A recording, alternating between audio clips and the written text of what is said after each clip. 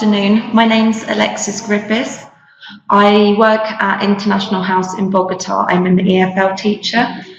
I'm going to talk to you today about integrating mobile technology into the classroom. It's something that I've become really passionate about in the last few years, and the reason I became passionate about it was because I did my CELTA, and I started at a school in Cambridge in England, and I had an all-Chinese group who were learning English because they had to. They were art students who had to learn English for their visa. They had to learn IELTS, but they didn't want to. And I really struggled for a long time in getting them to stop using their mobile phones. At first, I became very authoritarian. I got to the point where I was like, I can't do this anymore. And I would take their phones off them. They didn't like me. And in the end, someone at school was like, why don't you do some research about it? Why don't you find out how you can integrate their phones into the classroom? So that's what I'm going to talk to you about. First of all, what can you use a mobile for in the classroom? You can use it for recording your voice and audio,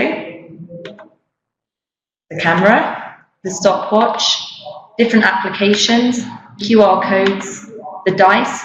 This is something where at many schools, I can't always find a dice. And you just download the dice app on their phone if you have a Wi-Fi connection, and they use it on there. Research from websites, social media, videos, podcasts, and TED Talks. Also, there are a variety of educational games where you can have flashcards. So what can the students use the applications for?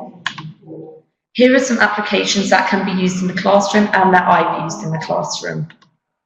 Heads Up. Heads Up is a game. It was created by Ellen DeGeneres, and you hold it on your head like this, and you play charades, or you do a miming game, and it's a vocabulary game. You can also create your own vocabulary game specific to the vocabulary that you want to teach in class.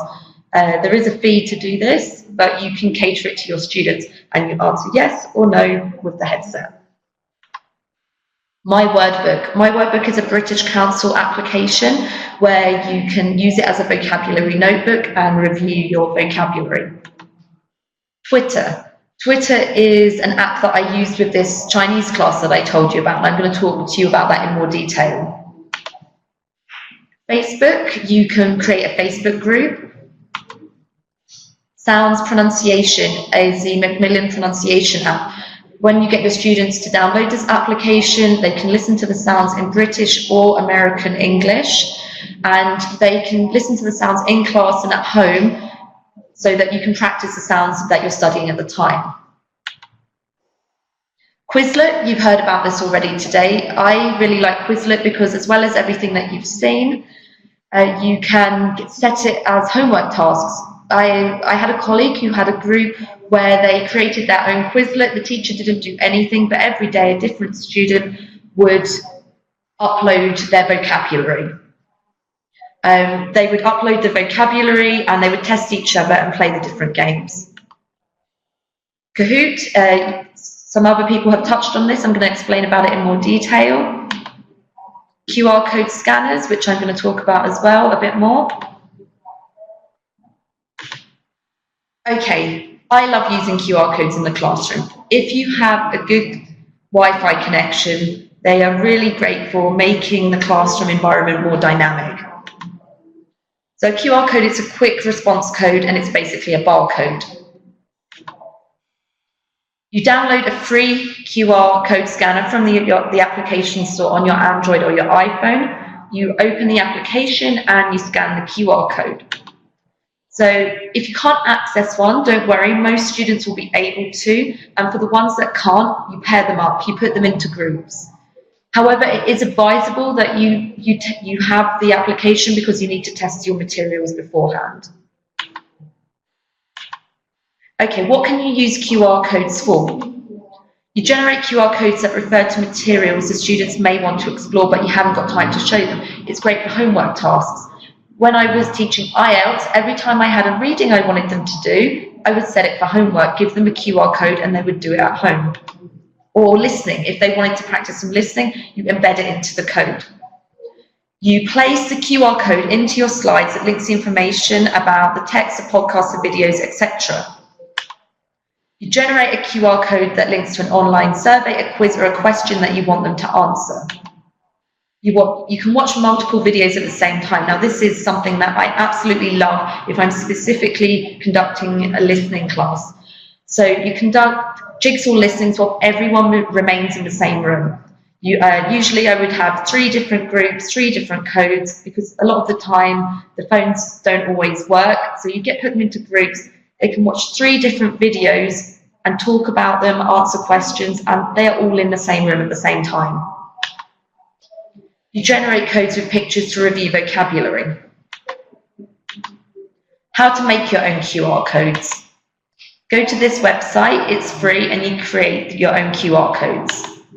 Enter your text or your URL, and a QR code is automatically created. Save it, print it, embed it into your slides. To adjust the timings on YouTube videos for listening exercises, this is really useful because maybe you only want them to listen to a short section of the text. For example, when I did a jigsaw listening with Braveheart, I had 1 slide with the beginning, 1 slide with the middle, and 1 slide with the end. And then I just used this website to create the timings. And that's a code to create it. So, integrating social media into your classroom. I used Twitter with the Chinese class that I had. And what you can do, without even using Twitter, without even using it on your phone, you can get a text and you can summarize it into a tweet. For people that don't know about Twitter, you explain it's 140 characters. And summarizing can be quite a difficult skill for our students to acquire. So you get them to summarize songs. You do a lesson on a song, at the end you get them to summarize it. Biographies and autobiographies. Do a lesson about celebrities, show them the biographies, get them to summarize it with the key dates, their key achievements. Short stories. They can create short stories into tweets. Also, a really lovely warmer when you first meet your class is to summarize your life into a tweet. I would summarize my life into a tweet, my key achievements or funny things or things I think are interesting, and then get them to summarize their life into a tweet. How else can Twitter be used effectively in the classroom? You can use it for class updates and reminders.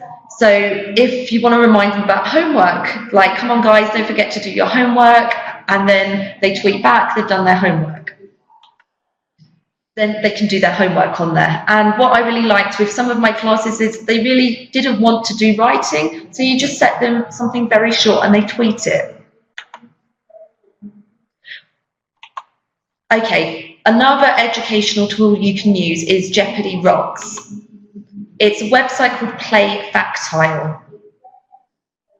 So you go to playfactile.com and you sign up for free.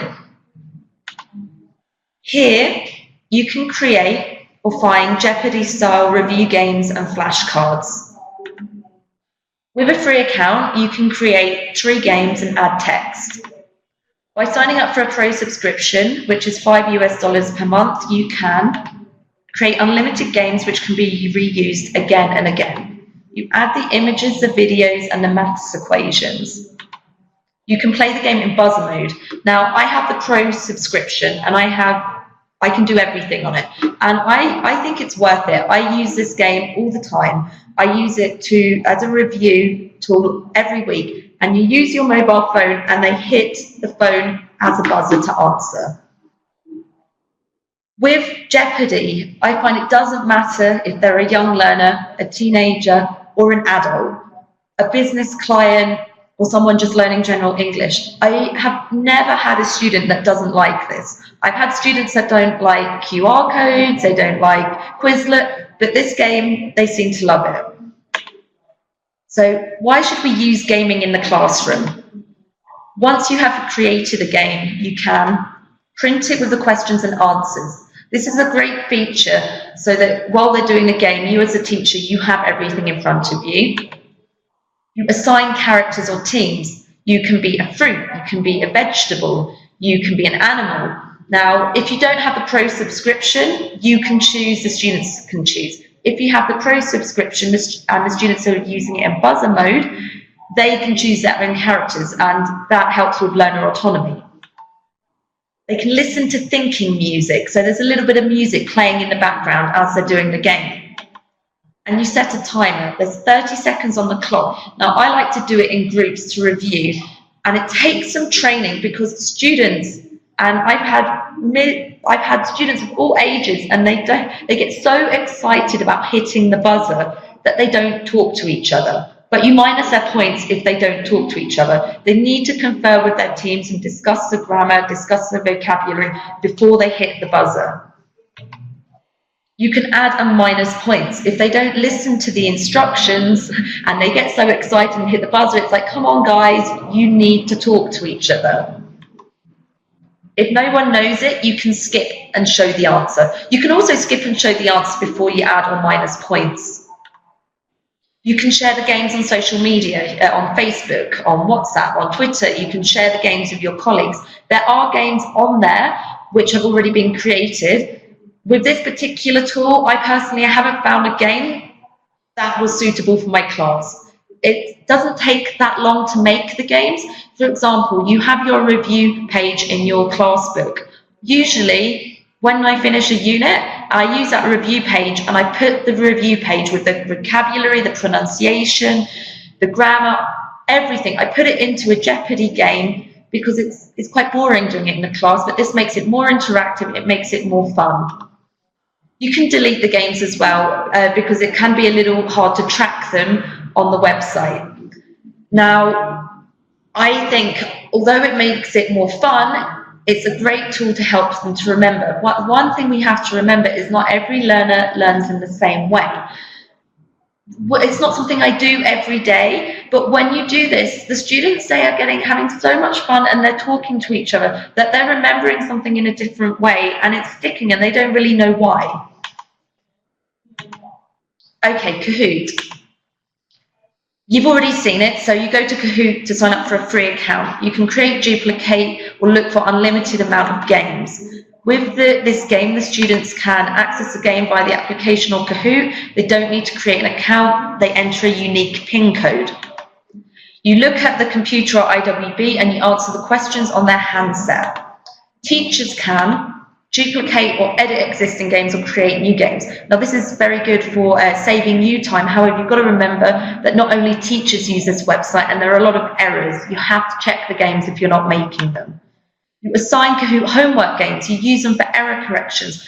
I get my students to make their own games. We play the games that they've made. I write down the errors and we do error correction. You set different time limits for different types of questions. If you need more time, you can set 10 seconds, 15 seconds, 30 seconds, 1 minute. Also with Kahoot, the students can play quizzes which introduce or review language, and you reward points for all the correct answers and more points for the quickest answers, so it gets very competitive. I played this game with myself and my colleagues. It gets very competitive. They can answer surveys which gather opinions, insight, and generate statistics.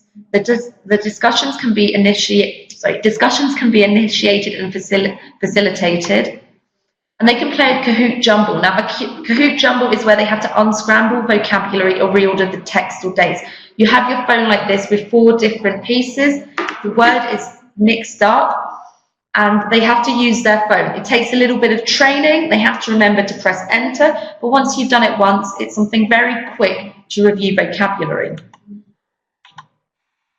Now, how to use online games in a meaningful way. I use them as a warmer to introduce a topic. Sometimes you can just be doing, the topic can be sci-fi, you can have pictures from science fiction films, just the pictures, guess the film.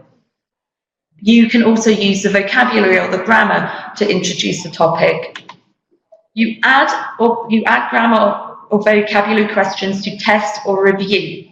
So I will do it at the beginning of the class to review the language from the day before. I'll do it after the analysis to review what we've just done before we do some freer practice. We use pictures to review vocabulary. We watch videos and listen for specific information or make predictions. You can upload videos onto Kahoot. It takes some time, but when you do it, you can listen for specific information, watch the video, get excited, answer, have similar options, press the different options as well. And you can also listen back to the video. So if they didn't hear it or they got too excited, you listen again and again. You can read text for gist and specific information and detail. I love using this for IELTS. You can set, or Cambridge exams, you can set different timings for different types of questions. Now, again, it takes some training, but once they get used to it, it's like, yes, I have less time for the gist question, but I have more time for looking for questions which infer meaning from the text. And it really trains them to look for, it really helps them with their scanning and skimming techniques. It encourages them to read quickly. So, the effects of using mobile phones in the classroom. The advantages. It's more engaging, it's interactive, and it's dynamic. It creates movement. It promotes learner autonomy and independence. They go home and they continue using these things. I've had students that go home and make their own Kahoots and play their Kahoots with their friends. Paperless sometimes, and it helps students to use their phones productively during class time and for learning in and out of the classroom. You make the student use their phone for learning. They're not using WhatsApp. It can help with differentiation. If you're doing a jigsaw listening, different learners can go back. I didn't hear that word. You set the time limit and they can listen to the same bit again and again and again. And it can save the teacher time in the classroom. Once you have created these games, you have them forever. Disadvantages. It can be time consuming to make the Kahoots, the QR codes. You sometimes have a lack of control. It can be noisy in the classroom if the students don't have headphones for the listenings.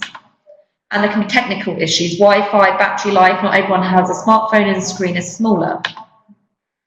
So why should we integrate mobiles into the classroom?